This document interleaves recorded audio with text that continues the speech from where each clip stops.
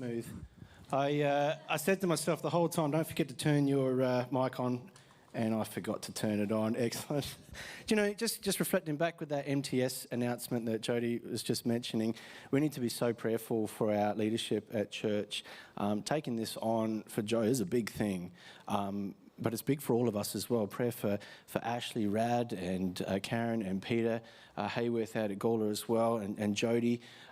What they're taking on with all of this is quite big, and it's pretty hard to explain, you know, from the stage like this. But it's a big thing to carry because they have such a heart for wanting to impact people's lives with God's word, and so we really need to be prayerful with that. Okay, is that cool? Does everyone agree with that? Absolutely. That needs to be on our mind a lot about praying for our leadership with that. All right. I'm a little bit tired. This morning I was up at 5:30 because my son Eddie has to do a cadets march today. So we had to drop him off at 7 a.m. at Fort Glanville, which is down at Semaphore. So forgive me if I yawn this morning when I'm preaching. I'm struggling a little bit to stand up. But what really is good for me is that I can see. Like, I can see everything. I can see people asleep already. I can see people looking at me. This is fantastic. Normally when the lights are on like this, I'd look at the lights and then I can't see anything. So I had an operation on my eye. I had cataract removed from my eye on Monday. And it was fun. Like, it was heaps of fun. I'd recommend no one ever do it if you don't need to do it. So I've had this before in the past. I had it back in 2006. And I don't remember anything from it. I don't remember what it was like or anything. So I went into this surgery. They rang me the week before the surgery and said, we can fit you in on Monday. And I'm like, yeah, no worries. We'll come in on Monday. And all this pre-op stuff and check on me and all this. And I say, yeah, all good. So I rock up on Monday morning. I had to be there at 7 a.m. at Modbury from Gawler, so I had to get up once again early. It's becoming a pattern I don't want to keep as a pattern. But I had to get up early, go there, and I'm all calm. I'm all good because I don't remember what it was like. And there's this lady, she would have been early 70s, sitting there. And this is always the case whenever I go in for my eyes with the particular issues I have. There's always people at that sort of age around me because it's typical for people. And they start talking with me and say, why are you here? You're too young to be here. And I said, I know, I'm too young. I like hearing that. And I'm talking with her and I can see she's starting to panic. And there was a couple other guys there and the panic was starting to spread around the room, right? And I'm like, well, Matt needs to fix this because I'm calm. And so I'm like, it's okay. Think about it like this. These doctors, they've been doing this like 15, 20 times a day and some. They do more than this surgery a day. They know that they're operating on your eyes. They know they're doing this. And they know that this would be uncomfortable, surely. And they're like, oh, yeah. And they're starting to reason and try to reason their way out of being fearful of this. And I got this lady and she was getting pretty panicky. And so I just spent a bit of time with her and got her to a place where she was, all right, I can do this. And she's calm. And then the nurse comes in and she says, we're going in this order. And that lady went to go first, right? So she goes off, has the surgery. So this is amazing. Doctors are amazing. It's like 20 minutes was pretty much how long it took from pre-op surgery and out back to your room. It was like so quick. And I'm not going to describe in detail what happened in the surgery because I've been telling people and they're getting a little queasy on me when I tell them. I just think eye surgery, it's not fun. So this lady goes through, she comes back out and she's back in the surgery and I said, how'd you go? Because you're all awake. And she's like, yeah, really good. Oh, thank you so much. You know, she was really like grateful and said, now it's my turn. And I went off. I'm all good. And I get to the surgery and there's this pre-op part and they lie you down on this bed. I'm not going to go into details, it's okay. They lie you down on this bed and your head is down here and your feet are up there. So I'm lying down like this and then they just sort of go for it on my eye with the stuff they need to do. And I've got to be careful how I say that. I don't want to make people feel queasy. I've got a needle in my eyeball. And exactly. And I'm like, I feel like I'm going to throw up. And I said this to the nurse. It's like, well, what are you going to do? You're not going to throw it with a needle in your eyeball, right? So they finished that. They sit me up and I fainted. And the nurses, I can hear them talking and laughing and all this sort of stuff, trying to bring me back to, you know, it's like, Matt, are you there? Come back, Matt. Yeah, like this. And I'm like, and I'm like and I walk back. I didn't walk back. They put me in the wheelchair. They got me out of surgery. And they wheeled me out in front of this lady, and the lady's still there because she has to sit down for a while. That just had the surgery before me that I've been comforting about how it'll be fine. And she says, "How'd you go?" And I said, "Oh, I fainted." And she did not reserve in laughing at me and telling everybody else in the room to laugh at me. And I said, "Yes, I know I'm precious. I get it. But it was so good. This lady was responding to me, and she was connected with me over this moment that we had. But I wanted to sow something into her. I wanted her to be calm. I wanted her to feel a sense of peace about this whole thing, because it's just something we had to get through. It's like we got through it together. She just had to get through this in order to be able to see. And it's awful. Well, it's not awful. I'm just precious. But it's not fun. But coming out, the benefit of it is I get to see everybody's face today. I can see clearly. But this lady, she was oh, he was so good. He was saying this to me, and oh, he was comforting me. Have you ever invested into someone and thought, I need to make them feel good. I need to help them to feel connected. And you've heard them and they go on about it and they're so grateful. Have you ever experienced that before, or had the reverse of it? Someone's done that to you and you felt so grateful. Do you ever wonder why people respond so much to that and they reflect on it outwardly about it? It's like, I can't believe that person paid for my groceries, or I can't believe that person helped me push my car. And they tell everybody about it. Do you ever wonder why people respond like that? We have our reason and we go, oh, it's because someone did something for you. I can't believe they just did that. I was prayerful about this and I was like, Lord, I'd like to have a deeper understanding of why people respond like that, because helping someone's great, but why is it such an impact on them?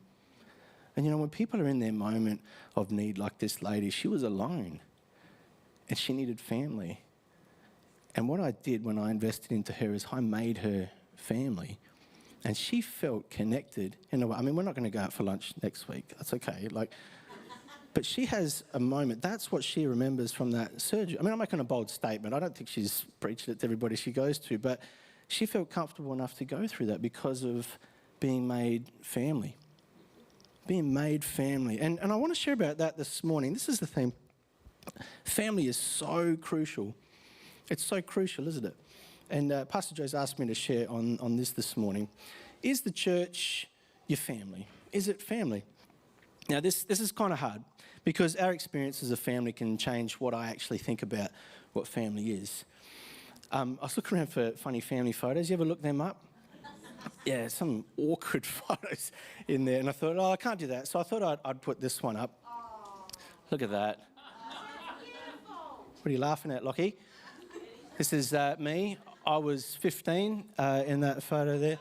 And I'm pretty jealous of my dad's moustache. There's a nice moustache there. But when you think of family, do you think of this happy family together? And that's my sister in the corner there, and my mum.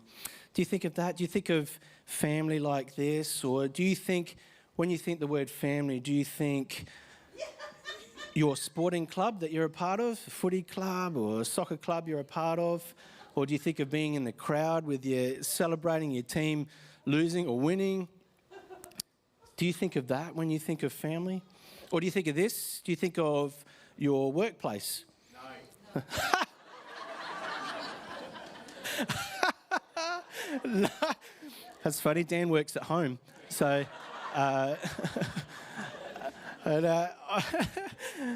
do you think of your workplace? That's great. You're going to have to deal with that one afterwards, mate, when you're back at work. But do you think of this as your family? I know I do. I think of my workplace as family. Both places that I work, it's very much family to me. I think like this. And I come to work and I'm happy they're here. Oh, we can do this. This is my thought of family. Or do you think of this as family? A gang? Are you part of a denim sleeveless gang? Do you know who this is? This is The Outsiders. Yeah, you got Patrick Swayze, Tom Cruise. You got Emilio Estevez, Mighty Ducks, is wearing a Mickey Mouse shirt. When you're in your gang on your Friday night, is that your family? Is this who you think is family? They talk like this, gangs. They talk like we're family. We're knitted together, through everything, for blood and all sorts. We're family. They talk like that. That's family. What do you think when you hear the word family? Do you think this? Do you ever think this? I know we've all heard this before. Have you heard this? You can choose your friends, but not your family. Do you know, this is a little awkward to me. I can actually read what's up on the back wall. This is fantastic. It's helping me to be a bit smoother. You can choose your friends, but you can't choose your family. I've heard people say you can choose your wife and you can't choose your in-laws. Heard that. You hear all those sort of comments. You think, yeah. Well, you know, when I was writing this, I really felt this thought come to my mind. You could choose your friends, you can't choose your family. And it's like, I can choose how much I help my friends, but you can't choose how much you help your family. It shouldn't be a choice. My parents moved house recently, and my dad's like, you know, we can do a lot. And I said, no, I can help you move. I can help you as much. You know, I'll take some time aside. I'll help you move. You just do it. You just go, oh, I'm just going to do that. I'm going to help you, because that way I'll end up with all your tools. I'm going to help you. And my dad was like, oh, thank you so much. It's like, no, like I want to do this. And even if I don't want to do this, like I'm not a fan of lifting heavy things. I don't want to do that. I try not to lift anything heavy or do more than I need to, double handling. I hate all that sort of stuff. But I'll do it for my family because there's a need. There's a need for that. And when I think family, I think I need to help. I need to be a part of that. I need to help grow the family. We have so many different thoughts about what family means, and it is actually probably one of the most loosely defined words in the English language. The Britannica puts it like this: a group of persons united by the ties of marriage, blood, or adoption, constituting a single household and interacting with each other in their respective social positions, usually those of spouses, parents, children, and siblings. I like it how it puts it in the Bible like this. It says in Romans 8:14-17, for all who are led by the Spirit of God are sons of God. All of those that know Jesus, that want to be led by Jesus, the Holy Spirit, all of those that want to be led by the Spirit of God.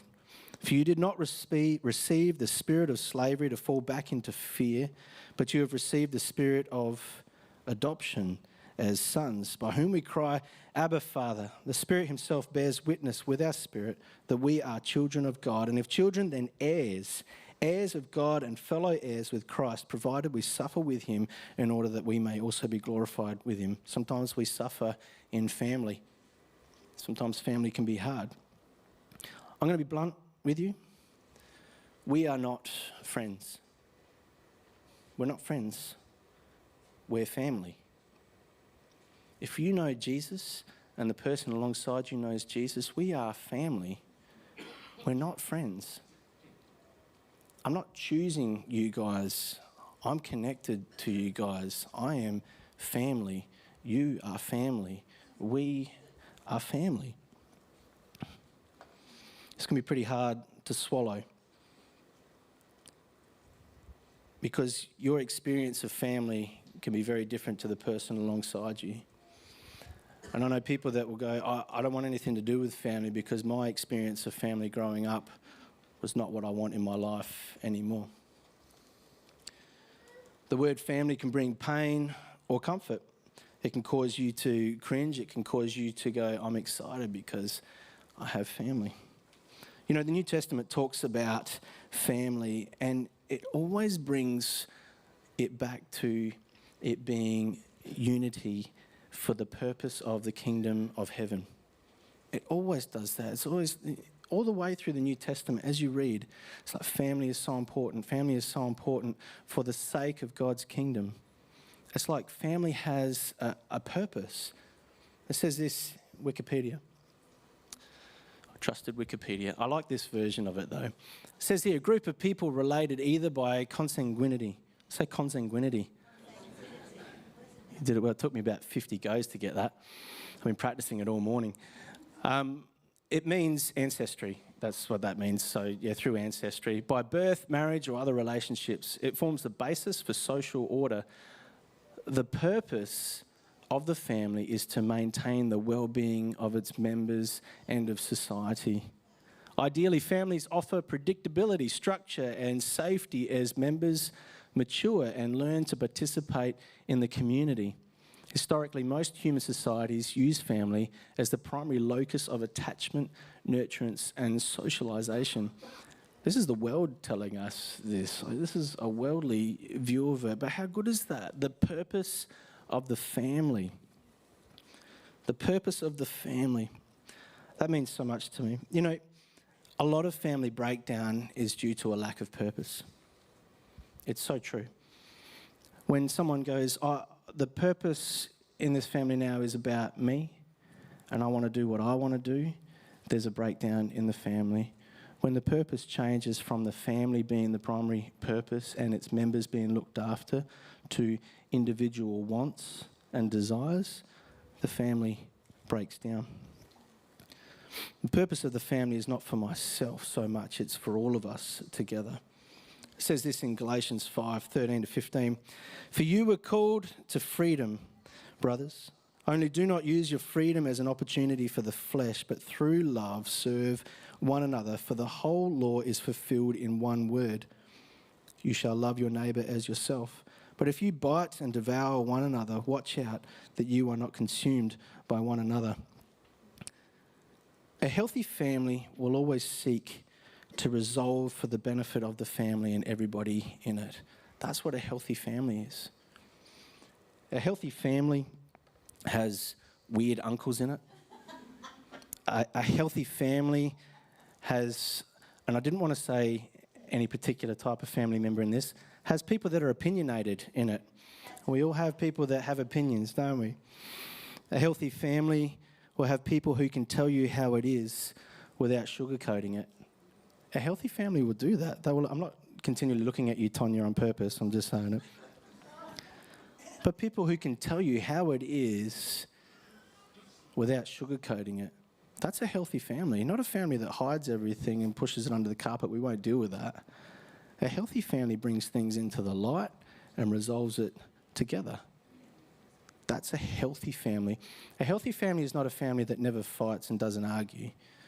That's not a sign of health. That's a sign of not living in the same house, I think, or never interacting with each other, or just pleasing the other people, or whatever reason it is. I'm not saying we fight all the time, but a healthy family is a family that can air their issues and struggles and resolve it together. That's what a healthy family does. Have you heard this parable before in Matthew 22? It's about the wedding banquet. And the story goes, Jesus is telling this, the parable, it says that there's a king and his son is getting married. And so he sends out invites to all the family that he knows around him. And it keeps getting rejected. Every time he's saying, hey, come and celebrate with me, family, come and celebrate with me. They have all these excuses like I've got to tend to my field, or I've got to wash my car, or all these sort of things keep coming up. And it even gets to the point where he keeps saying, no, come, I want you to be part of this celebration with me, that he sends off messengers to go and say this to people, and they murder the messengers. They get so caught up in their lives about, no, I've got my own things to deal with, that they murder the people coming to try and connect with them. And the king's like, I don't know what to do. So he seeks revenge and kills those people. It's full on. But it gets to this point where he says, well, you know what? I'm just going to send for anybody to come. I just want someone to come and be family with me, someone to come and celebrate. And so all these people come along, and the wedding's on now. There's food everywhere. Everyone's dressed up for the wedding. And we get to this verse in Matthew 22:11-12. It says this. So then the king comes into the room where all the guests are, and it says, but when the king came in to look at the guests, he saw there a man who had no wedding garment.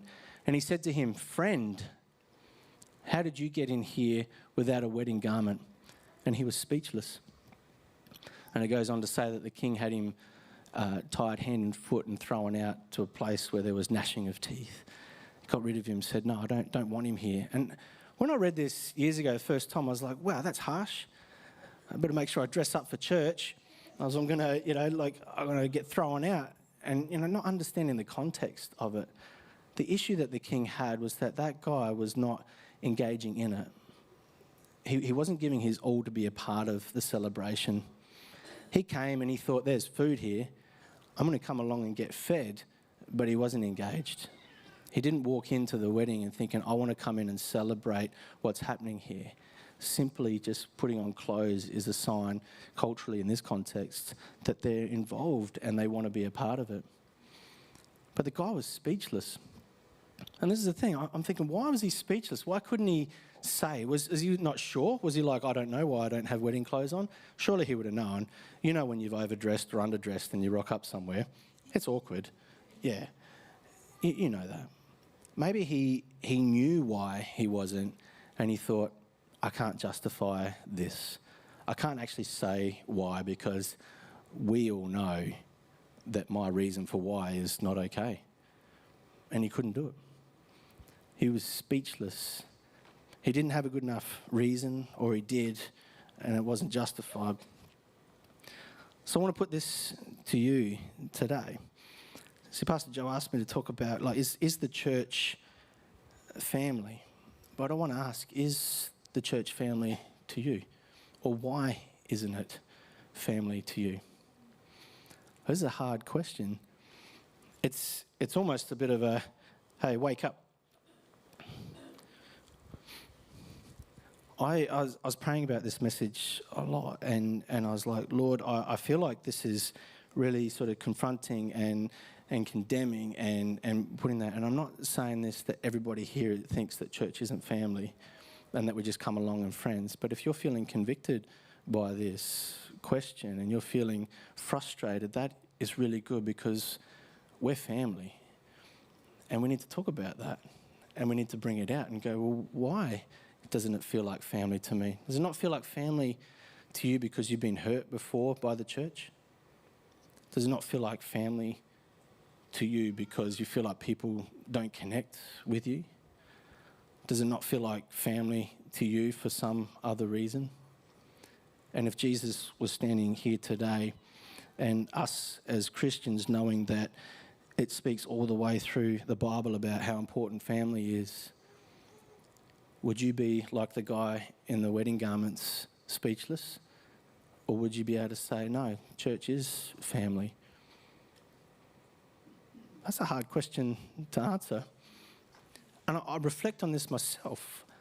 Like, yeah, I think I love being here and all that, but that doesn't mean that I am genuinely thinking everybody's family.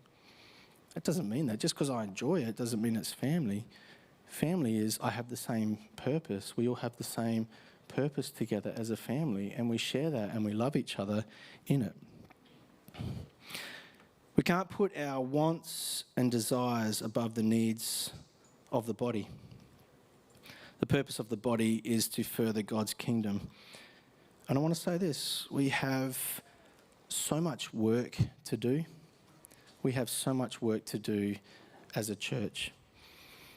The church should be growing. The church should be growing. People should be coming into church going, I feel more connected than ever. I feel like family. The world doesn't offer family. The world offers individuality and loneliness. That's what the world offers. The church should be growing. This is where God is. This is where Jesus is. This is where life is. And we need to be able to put aside the things and thoughts that we think are above the body and go, this is family. We need to make this family for people who walk in the door. This needs to be family for those that don't have family. This needs to be a place of healing. This needs to be a place of freedom. This needs to be a place of connection. And above everything, this needs to be a place that points towards Jesus in everything that we do. I'm talking to you today as a brother, not a pastor. I mean, my parents are here. I'm more of a son to my parents. And I'm definitely not your brother, Amanda. That would just be weird and awkward. But I'm talking to you today as a brother. That brother who has an opinion. Or that brother that just says things like he sees it. But we need to stop seeing each other as friends. And we need to look at each other like we're family. Because we are family. And when we know that this is family, it changes what we do. Because I'm not choosing whether I help out. I'm not choosing whether I have compassion for people or not. I do. I just do. There's a scripture. This is a short message this morning, because I feel like it needed to be short. And also my dad said I needed to finish in 15 minutes because he wants to go out to lunch. I'm just throwing him under the bus. He didn't say that. It says this in 1 Corinthians, "For anyone who eats and drinks without discerning the body eats and drinks judgment on himself. That is why many of you are weak and ill and some have died. But if we judged ourselves truly, if I reflect inward truly on what I do and how I interact with family, if I reflect openly and honestly, if I ask the questions like, am I doing this because it benefits the family, or am I doing this because I just want to do it for myself? Honestly, it changes everything. We would not be judged. But when we are judged by the Lord, we are disciplined so that we may not be condemned along with the world. The part here where it says, and the body eats and drinks judgment on himself, that is why many of you are weak and ill and some have died. That is like just straight at you. Because you're not discerning the body. This passage is about eating together. People say it's with the Lord's Supper, but really it's a contextual about coming together and eating. It's talking about fellowship together. And at the start of it, it says that some of you are just organising your own dinners and doing your own thing and getting drunk while other people are starving and not eating. And it's saying you're not discerning what's going on with the whole family. You're only looking after the part of the family that you like or that you're interested in. You're picking and choosing. You're not looking after the family. And so the scripture goes on to say, those that don't discern the body. When's the last time you felt, I wonder where we're going? I wonder what's happening as a church. I wonder how people are going. I wonder how people are feeling. How is the body feeling? When was the last time you asked that? Or where can I contribute to the body? Where can I help out? Where can I be a part where there's a need? Where can I sit down with that lady who was so panicking and stressed right now and minister to her and make her feel like family and make her become family? When's the last time we had those thoughts? I'm not saying this to you because I'm up here and I do this all the time. I'm saying it as a brother. I'm in the same family. I'm in the same boat as you. This needs to be forefront in our mind. Like, this needs to be the way we think, that family is most important. When I took on the job here at the church, Joe said to me, yeah, church is very important, really good. Family first. Family first. I was like, yeah, that's important. Family first. Can I get the band to come up? A healthy family responds to correction. A healthy family reflects on issues that are in the family. A healthy family brings these things into the light and deals with them. And so today, I really don't want you to feel condemned in any way, but I would love for you to be able to reflect. So we're going to do a song, and I'd love for you to reflect in the song as we sing it. But I'll leave it over to you, Simone. Thank you. Please stand with us as we sing.